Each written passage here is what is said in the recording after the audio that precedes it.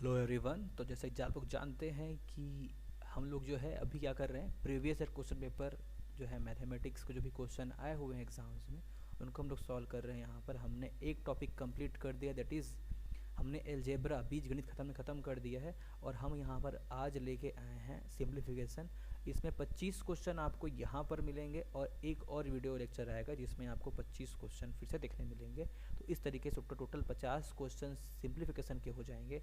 और इन क्वेश्चन को अगर आप एक बार करके जाते हैं तो आशा है कि अगर इस टॉपिक से क्वेश्चन आएगा वो आपसे नहीं छूटेगा। तो चलिए आगे देखते हैं क्वेश्चन नंबर 1। क्वेश्चन नंबर 1 क्या कहता है कि 90 प्रश्नों वाली एक वस्तुनिष्ठ परीक्षा में प्रत्येक सही उत्तर पर 5 अंक दिए जाते हैं तथा प्रत्येक गलत उत्तर के लिए 2 अंक काट लिए जाते हैं। सभी 90 प्रश्नों को हल करने के उपरांत एक विद्यार्थी ने 387 अंक प्राप्त किए, उसके द्वारा गलत उत्तर दिए गए प्रश्नों की संख्या कितनी होगी। जैसे कि हम एग्ज़ाम देते हैं, एग्ज़ाम देने के बाद हम अगर तुक्का मार के पूरा एग्ज़ाम आ जाते हैं, हमने 90 के 90 क्वेश्चन पेपर बना दिया, उसके बाद क्या होता है, हमारा कट पीट के कुछ नंबर आता है ना। कट पीट के हमारा कुछ नंबर आता है। कैसे निकालते हैं हम उसको, हम कैसे करते हैं, हम क्या करते हैं, जितना भी क्वेश्चन था उसमें जितना सही क्वेश्चन हमने किया इनटू सही क्वेश्चन के लिए कितने मार्क्स मिलने वाले हैं यहाँ पर, जैसे कि यहाँ पर 5 नंबर मिलने वाले हैं। तो सही क्वेश्चन इनटू हम क्या करेंगे, 5 करते हैं। फिर क्या करते हैं कि जितने क्वेश्चन गलत हुए तो गलत क्वेश्चन इनटू हम क्या करते हैं, हमारा जो नेगेटिव मार्किंग होता है वो करते हैं, इज इक्वल टू क्या होता है, हमारा कितना कितना नंबर आएगा वो होता है। तो यहाँ पर वो नंबर कितना है, 387 है। सही क्वेश्चन कितने होंगे, तो 90 के 90 क्वेश्चन सही नहीं है, यहाँ पर 90 में से कुछ क्वेश्चन सही हैं, तो उन क्वेश्चन संख्या कितनी होगी। तो माना जो है मेरे जो x क्वेश्चन जो है गलत हो गए हैं, तो मैं मान लेता हूँ कि 90 माइनस x क्वेश्चन गलत हो गए, इंटू 5 कर देते हैं। गलत क्वेश्चन कितने हैं, x हैं, इंटू 2 है, इज इक्वल टू 387 है। तो यहाँ पर इसको सॉल्व करके देखें तो क्या आ जाएगा, ये हो जाएगा 450, ये हो जाएगा -5, ये हो जाएगा 2x इज इक्वल टू 387। इसको और आगे सॉल्व करें तो 7x को इस साइड ट्रांसफ़र कर देंगे, 5 2 7 7 हो गया, और 450 माइनस कितना हो जाएगा 387। चलो कर ही देते हैं यहाँ पर 387। इसको सॉल्व करेंगे तो जो है कितना आ जाएगा, 63 आ जाएगा इस side, x is equal to कितना आ जाएगा, 9 आ जाएगा। तो इस तरीके से हमारे क्वेश्चन का आंसर क्या हुआ, ए। तो बहुत ही इजी सवाल था जो हम लोग करते हैं आफ्टर एग्ज़ाम, वही ये प्रश्न था। ठीक है, नेक्स्ट क्वेश्चन देखते हैं। अगला क्वेश्चन क्या कहता है कि 2 टेबल है और 3 कुर्सी का मूल्य कितना है, 3500 रुपये है, तथा 3 टेबल और 2 कुर्सी का मूल्य कितना है, 4000 है। एक टेबल का मूल्य कितना होगा निकालना है। तो ये बच्चों वाला प्रश्न हो गया। क्या करना है भाई, हम अगर क्लास 10th पढ़े होंगे तो क्लास 10th में जो है 2 इक्वेशन को सॉल्व करना सिखाया जाता है। ठीक है, तो इस पहले प्रश्न को इक्वेशन के फॉर्म में लिख लेते हैं। तो 2 टेबल, ठीक है, और 3 कुर्सी का मूल्य कितना है, तो ये 3500 रुपये दिया हुआ है। ठीक है, फिर बोलता है कि 3 टेबल और कितना, 2 कुर्सी का मूल्य कितना है, 4000 रुपये है। तो हमको निकालना है कि एक टेबल का मूल्य कितना होगा। तो आपको भी इसका पता होगा कैसे सॉल्व करते हैं। इसके लिए 2 इक्वेशन मान लेते हैं, इक्वेशन नंबर 1, इक्वेशन नंबर 2। करना क्या है, हमको यहाँ पर टेबल का वैल्यू निकालना है। तो हम इन 2 इक्वेशन को सॉल्व करते हैं, कुछ इस तरीके का कुछ काम करें कि इन दोनों इक्वेशन में से जो कोई एक टर्म है, जो टेबल या वाला टर्म या कुर्सी वाला टर्म क्या हो जाए, 0 हो जाए। फिर उससे हम एक वैल्यू निकाल लेंगे, फिर उसको हम रख के दूसरा वैल्यू भी निकाल लेंगे। लेकिन यहाँ पर हमको सिर्फ टेबल पूछा गया है, तो हम ये काम करते हैं कि कुर्सी वाला टर्म को 0 करने की कोशिश करते हैं, इसको इनको घटा करके, ताकि हमको टेबल मिल जाए, है ना। क्या करें, देखो ध्यान से, यहाँ पर 3 के लिखा हुआ है, यहाँ पर 2 के लिखा हुआ है। अगर 2 में मैं 1.5 का मल्टीप्लाई कर दूँ, 1.5 मतलब व्हाट इज़ 1.5, 1.5 या भी 3/2 हो सकते हैं। अगर इक्वेशन नंबर 2 में मैं 3/2 का मल्टीप्लाई कर दूँ और उससे जो आंसर आए उसको इससे घटा दूँ, तो मेरा जो है काम बन जाएगा। देखिए कैसे काम बनेगा, तो 3/2 से इसको करेंगे तो क्या हो जाएगा, 3/2 इंटू 3/3, तो कितना हो जाएगा, ये 9 हो जाएगा, 9/2 हो जाएगा। और यहाँ पे कितना हो जाएगा, ये हो जाएगा 2 इंटू 3/2, और ये कितना हो जाएगा यहाँ पर 4000 इंटू 3/2। तो इसके अब क्या बन जाएगा, तो ये बन जाएगा 4.5 t प्लस कितना हो जाएगा 3k, और कितना हो जाएगा यहाँ से, ये हो जाएगा 6000 हो जाएगा। आगे सॉल्व करें इसको। अब इक्वेशन नंबर 1 को यहाँ पे नीचे में लाओ इसके, तो ये 2t हो गया और ये कितना हो जाएगा यहाँ से हो जाएगा 3k हो गया और ये हो जाएगा 3500। दोनों को आपस में घटा देते हैं, माइनस कर देते हैं, तो क्या आ जाएगा 6000 माइनस 3500 इज यूअर 2500। और ये तो ये 0 हो गया, बच कौन गया, ये 4.5 टेबल और ये 2 टेबल, कितना हो जाएगा 2.5 टेबल हो जाएगा इज इक्वल टू टी। तो टी इज इक्वल टू कितना हो जाएगा 1000 भर जाएगा 1000। तो टेबल का मूल्य कितना आया 1000। तो हो गया ना क्वेश्चन सॉल्व। तो ये बच्चों वाला प्रश्न था, क्लास 10th में अगर आपने पढ़ा है क्वेश्चन को सॉल्व करना तो आपके लिए बहुत आसान क्वेश्चन था ये। अगला प्रश्न है कि 3 घंटा 15 मिनट को 5 घंटे के भिन्न के रूप में दर्शाए। उसके लिए सबसे पहले क्या करें, 3 घंटे 15 मिनट को हम लोग पहले भिन्न के रूप में लिखें। 3 घंटा 15 मिनट कैसे लिखेंगे हम लोग भिन्न के रूप में, मतलब 3 घंटा 15 मिनट को हम लोग घंटे के फॉर्म में कैसे लिखेंगे। तो पहले क्या करेंगे, 3 घंटा है मेरे पास में प्लस कितना मिनट है, देखो यहाँ पर 3 घंटा मतलब ये जो है वो घंटा है और मिनट जो है अलग से है। तो पहले 15 मिनट को भी हम जो है घंटे के फॉर्म में लिखेंगे। तो कितना होता है 15 मिनट अपॉन में क्या कर दें, उसको 60 से भागित कर दें, तो क्या हो जाएगा वो 3 घंटे 15 मिनट, मतलब 3 घंटे और ये क्या हो गया इतना घंटा, ये भी किस में आ गया घंटे में। इसको अगर हम लोग ऐड करेंगे यहाँ पर तो कितना हो जाएगा 3 प्लस 1/4 हो जाएगा, 15 कम 15 मतलब 60। तो इसको सॉल्व करेंगे कितना आ जाएगा 13/4 आ जाएगा। तो ये 13/4 घंटा हुआ। अब हमको क्या करना है 5 घंटे के भिन्न के रूप में दर्शाना है। तो उसके लिए बस कुछ नहीं करना है, बस हमको यहाँ पर 5 घंटे दर्शाना है। तो ये 13 इतना घंटा है इनटू इसको हम कर देना 1/5 घंटा। तो यहाँ से जो है क्या आ जाएगा 13/20 घंटा, यहाँ से आ जाएगा 13/20 घंटा। ठीक है, तो यहाँ का आंसर क्या हो जाएगा, इनमें से कोई नहीं जो है इसका आंसर हो जाएगा। ठीक है, अगला क्वेश्चन देखेंगे। यहाँ पर क्वेश्चन क्या कहता है, 2 मिनट। यहाँ पर क्वेश्चन ये बोलता है कि एक थैले में एक रुपये 50 पैसे 25 पैसे के सिक्कों का अनुपात कितना है 5, 6, 7, मतलब जो नंबर ऑफ सिक्के 5, 6 के 7 अनुपात में है।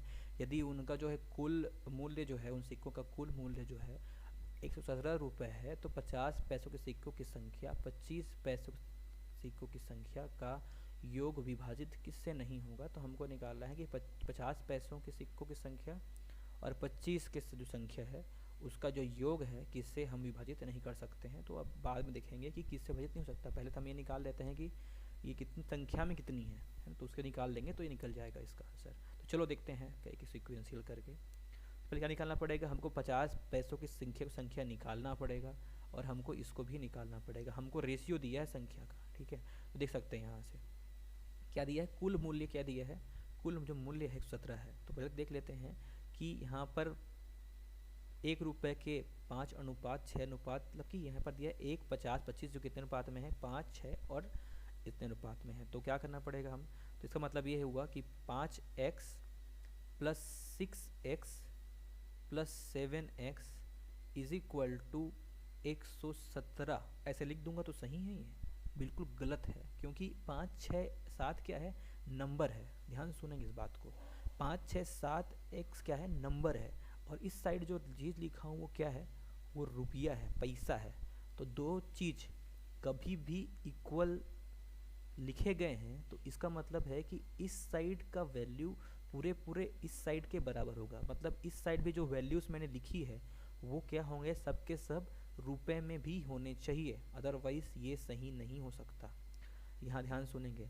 और इन तीनों चीज़ों को अगर आपस में जोड़ा गया है तो ये तीन चीज़ का भी यूनिट या फिर जो वैल्यू है वो सेम होगा। मतलब सबके सब किस में होंगे, रुपए के फॉर्म में होने चाहिए, है ठीक है। तो देखते हैं तो क्या करें इसके लिए, देखिए यहाँ पर, तो यहाँ पर अगर ये रुपए हैं, देखिए ये चीज़ हो, ये चीज़ का पता होना बहुत ज़रूरी है आपको। देखिए यहाँ पर अगर ये रुपए हैं, अगर इस साइड रुपए है तो इस साइड भी रुपए होना चाहिए। तो हमें ये हमारा बस नंबर है 5, 6, 7 जिसको हम रेशियो लिख दिया हमने। तो 5x रेशियो हो गया इनटू कितना रुपये का है, 1 रुपये का है वैल्यू वो, ठीक है, 1 रुपये का वैल्यू है। तो 5x इंटू 1 करेंगे, ठीक है। इस साइड रुपया लिखा है, इस कारण हम ऐसा करें कि सारा चीज़ यहाँ पर रुपये में ही आए। तो 1, ठीक है। यहाँ पर देखिए 50 पैसे हैं, तो 50 पैसों का अगर रुपया लिखना हो किस लिख सकते हैं, आधा लिख सकते हैं, उसको आधा रुपया लिख सकते हैं, आधा रुपया। तो यहाँ पर आ जाएगा 1/2 रुपया, इंटू 6x, और यहाँ पर क्या आ जाएगा 25 पैसे कितना होता है 1/4 पैसे, तो 1/4 यहाँ पर रुपया आ जाएगा। तो अब हमारा थोड़ा काम जो है वो आसान हो गया। 5 इंटू एक्स 6x अपॉन में 2 और 7x अपॉन में 4 इज इक्वल टू 117। इसको सॉल्व करेंगे तो सबसे पहले इसका एलसीएम लेंगे। अब एलसीएम क्या होता है, तो बहुत लोग इसको ऐसे निकालने बैठ जाएंगे, 1 2 4 करेंगे फिर सॉल्व करेंगे, तो ये टाइम पास मत कीजिए। ये सोचिए कि एलसीएम लिस्ट कॉमन मल्टीपल, ऐसा छोटा नंबर जो इससे भी डिवाइड हो जाए, इससे भी डिवाइड हो जाए, इससे भी डिवाइड हो जाए, छोटा नंबर। तो जो 4 है, जो 4 से भी डिवाइड है, 2 से भी होगा, 1 से भी होगा। तो 4 को देखें 1 से कितने बढ़ जाएगा, तो ये 4 बढ़ जाएगा। तो यहाँ पर कितना आ जाएगा 20x आ जाएगा। 2 को देखें 4 से कितने बढ़ जाएगा, तो 2 बढ़ जाएगा, तो कितना आ जाएगा यहाँ से 12x आ जाएगा। फिर यहाँ पर 4 से कितने बढ़ जाएगा, तो 1 बढ़ जाएगा, तो 7 आ जाएगा। तो 20 12 32 7 39, और यहाँ पर कितना है 117 है, तो कितना आ जाएगा 39x/4 इज इक्वल टू 117। तो x इज इक्वल टू कितना आ जाएगा यहाँ से, तो x इज इक्वल टू इसको सॉल्व करेंगे तो 12 आ जाएगा। ठीक है, आगे करें तो आगे देखिए ये क्या मिला हमको, x का वैल्यू मिला। अभी हमको क्या बोला है कि हमको क्वेश्चन में कहा गया है कि आप जो है 50 पैसों का कितना संख्या निकालिए। तो 50 पैसे कितना है, यहाँ पर देखेंगे तो ये 6 है, मतलब कि 6x है। और 25 कितना है, तो 25 जो है वो 7x है। तो 6 इंटू कितना हो जाएगा 12, मतलब 72, और 7 इंटू कितना हो जाएगा 12, मतलब कि 12 सत्ते 84, तो 84। इस प्रकार से टोटल कितना हो जाएगा नंबर 156। अब क्वेश्चन बोला है कि इन दोनों का जो योग होगा, ये जो योग है इन लोगों में से किससे डिवाइडेड नहीं, तो 13 से डिवाइडेड है, 7 से डिवाइडेड है कि नहीं है, 4 से है कि नहीं है, 6 से कि नहीं, तो 4 से भी होगा, 6 से भी होगा, 13 से भी होगा, क्योंकि लास्ट टाइम उसके 6 है। तो 7 से ये डिवाइडेड नहीं होगा। आप डिवाइडेड देख सकते हैं 7 से डिवाइडेड नहीं है, तो आंसर क्या हो जाएगा, इसका आंसर बी हो जाएगा। अगला क्वेश्चन है कि 5 क्रमागत संख्याओं का योग कितना है, 270 है। इनमें से दूसरी तरफ 5वीं संख्याओं का योग क्या होगा। मान लेते हैं कि 5 जो क्रमागत संख्याएं कौन कौन सी है, क्रमागत मतलब एक के बाद एक वाला आने वाला नंबर। ठीक है, तो x होगा एक x+1 हो सकता है, x+2, x+3, x+4, x+4 तक तो होगा, x तक नहीं लिए हम, तो इसको आपको 8 कर देते हैं, तो इनका योग कितना आता है x plus x+1 plus x+2 plus x+3 plus x+4 is equal to कितना आ जाएगा 270। सॉल्व करेंगे इसको तो कितना आ जाएगा, यहाँ से 5 तो x हो गया, 5x, और ये सॉल्व करेंगे तो कितना आ जाएगा 10 इज इक्वल टू कितना आया 270। इसको आगे सॉल्व करें तो 5x इज इक्वल टू 270 और 10 करेंगे 260 हो जाएगा, और यहाँ से सॉल्व करें तो कितना आ जाएगा यहाँ से 52, तो कितना हो जाएगा x इज इक्वल टू 52 आया। तो क्या पूछा है हमको, दूसरी और 5वीं संख्या का योग। सेकेंड नंबर कौन सा है, तो सेकेंड नंबर है हमारा x+1, तो 52 और 1 53 हो गया। और 5वीं संख्या कौन सी है, 5वीं संख्या हमारी जो है वो x+4 है, तो वो कितना हो जाएगा 52 + 4 56 हो जाएगा, 56 हो जाएगा। तो इस कितना आया 109 हमारा आंसर आया, आंसर ए इज करेक्ट। अगला क्वेश्चन देखें, इस क्वेश्चन में देखिए 2 शर्त दी हुई है। देखिए पहले देखते हैं, पढ़ते हैं क्वेश्चन। 2 अंकों वाली एक संख्या, ठीक है 2 अंक वाली संख्या है, उसके अंकों के योग से के अनुपात 104 और 1 है। यदि दहाई का अंक इकाई के अंक से 3 कम है तो इनके अंकों का गुणनफल कितना हो जाएगा, हमको ये निकालना है। तो यहाँ पर इस प्रश्न में 2 जो है कंडीशन दिया हुआ है। एक कंडीशन क्या दिया है, 2 अंकों वाली एक संख्या का उसके अंकों के योग से अनुपात। 2 अंकों वाली एक संख्या मतलब बेसिकली हम बोलेंगे एक्स वाई होता है ना एक संख्या, तो उसमें क्या होता है, एक जो x है वो दहाई के स्थान पर तो उसको 10x लिखते हैं, और एक क्या है y है इकाई के स्थान पर, तो उसको 10x + y भी लिखते हैं इसको हम लोग, है ना। तो इसी तरह से अगर हम लोग इससे समझें तो क्या लिखा है इसने, ये लिखा है कि 10x + y और अपॉन में x + y, मतलब उसके अंक कौन कौन से होंगे, ये वाला अंक और ये वाला अंक का योग क्या है 4:1 के बराबर है। ठीक है, तो इससे क्या कुछ आएगा ये देख लेते हैं, हम लोग चेक कर लेते हैं यहाँ से। तो हमको क्या निकालना है, अंकों गुणनफल निकालना है, मतलब हमको x × y का वैल्यू निकालना है, तो हमको x और y निकालना होगा। तो यहाँ से इक्वेशन बन जाएगा, देखते हैं क्या इक्वेशन बनेगा यहाँ से। 10x plus Y is equal to 4x plus 4y बन जाएगा। इसको सॉल्व करेंगे तो यहाँ से 10x इधर आएगा 6x हो जाएगा, और इधर में आपका कितना हो जाएगा 4y 3y हो जाएगा। तो 6x is equal to 3y, तो यहाँ पर y इज इक्वल टू कितना हो जाएगा 2x हो जाएगा। अब यहाँ पर तो आंसर नहीं आया है क्योंकि हमारे आपको बस दो चीज़ मिल गई है, y is equal to 2x मिल गया है। अब यहाँ पर एक और कंडीशन दिया हुआ है कि यदि दहाई का अंक इकाई के अंक से 3 कम है, यदि उसका जो है दहाई का अंक इकाई के अंक से 3 कम है, दहाई का अंक क्या है x है, इकाई का अंक क्या है y है, कितना कम है 3 कम है। तो यहाँ से हमको एक चीज़ मिल गया। अब हमको पता है कि y इज इक्वल टू कितना है 2x है, तो y इज इक्वल टू कितना लिखेंगे 2x माइनस 3। आगे सॉल्व करेंगे उसको तो यहाँ से कितना हो जाएगा x इज इक्वल टू कितना हो जाएगा 3 आ जाएगा, ठीक है। और यहाँ से फिर हम y का निकाल सकते हैं, तो y कितना आ जाएगा 6 आ जाएगा। तो हमको क्या निकालना है, हमको तो x y निकालना है, कितना आ जाएगा 18 आ जाएगा इसका आंसर। तो इजी प्रश्न इसको बोल सकते हैं हम लोग। PSC SES 2014-15 में पूछा गया था। अगला क्वेश्चन देखें तो किसी समांतर श्रेणी के प्रथम 4 पद क्रमशः a है, x है, b है और 2x है। a का b से अनुपात कितना है, हमको यह निकालना है। तो पहली बात यहाँ पर ध्यान से देखेंगे, समांतर श्रेणी है तो आपको इतना समझ में आपको आना ही चाहिए कि समांतर श्रेणी के क्या होते हैं। समांतर श्रेणी में जो है पदों का जो अंतर होता है, एक पद दूसरे पद का अंतर, मतलब ये सारे पदों का जो अंतर होगा आपस में क्या होगा बराबर होगा। तो इसी बात को हम ले करके इस प्रश्न को सॉल्व करेंगे, क्योंकि हमको यहाँ से a और b का वैल्यू निकालना है पहले तो, है ना। तो ये करना पड़ेगा हमको। तो पहले क्या करें, यहाँ से तो क्या हो जाएगा, तो अंतर जो x माइनस a का जो अंतर होगा वही अंतर जो है वो b माइनस एक्स का होगा, और वही अंतर जो है किसका हो जाएगा 2x माइनस b का होगा। ये हमको मालूम है, ठीक है। ऐसा समांतर श्रेणी में होता है, उसी को हम समांतर श्रेणी बोलते हैं।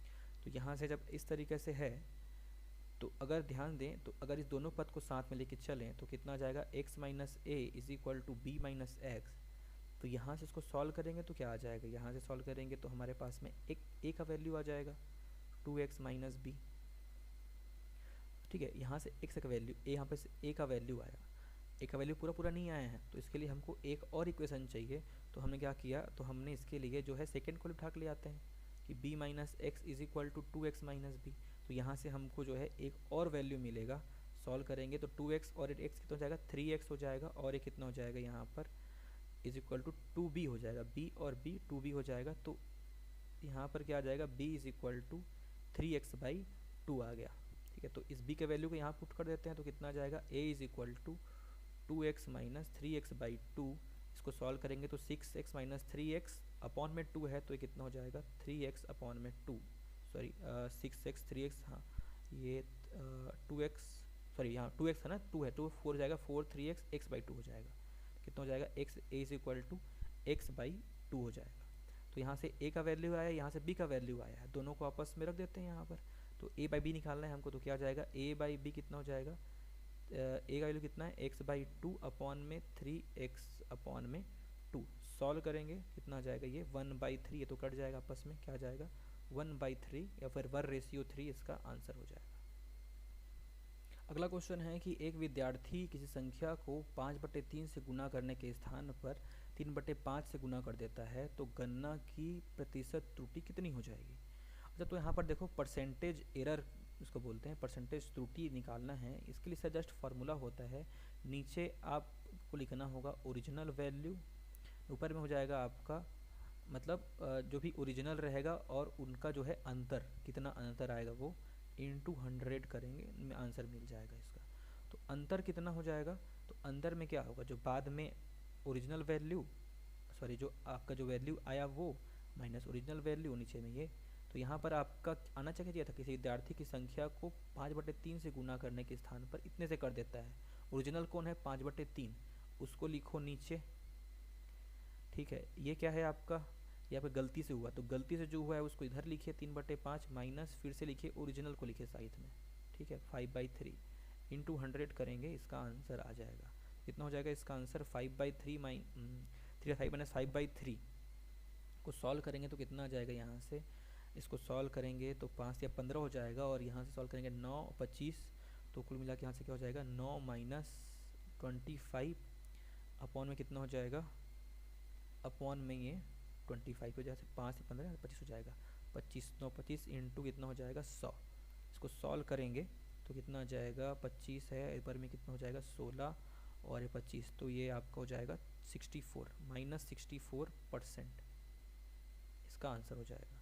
तो बेसिकली आपको जो है माइनस माइनस क्या बता रहा है यहाँ पर, माइनस मतलब इतना का कमी होगा, तो दैट इज़ 64% आपका आंसर हो जाएगा। ठीक है, अगर किसी को ये सॉल्व करने नहीं आता तो बहुत दिक्कत की बात है यहाँ पर फिर। तो 3/5 माइनस 5/3 कर देते हैं, सॉल्व कर देते हैं एक बार आपके लिए, और 5/3 हो गया यहाँ से। इसको सॉल्व करेंगे कितना हो जाएगा, ये हो जाएगा 9 - 25 अपॉन में 5 5 या 15, और यहाँ से सॉल्व करेंगे तो ये 5/3 है। मल्टीप्लाई इसको सॉल्व कर लेते हैं तो यहाँ से 3 ऊपर चले जाएगा और 5 नीचे आ जाएगा, तो ये 3 से कितने बढ़ जाएगा, 5 बढ़ जाएगा, तो क्या हो जाएगा 9 - 25 अपॉन में 25। समझ में आपको आ गया होगा। ठीक है, तो इस तरीके से सॉल्व करेंगे।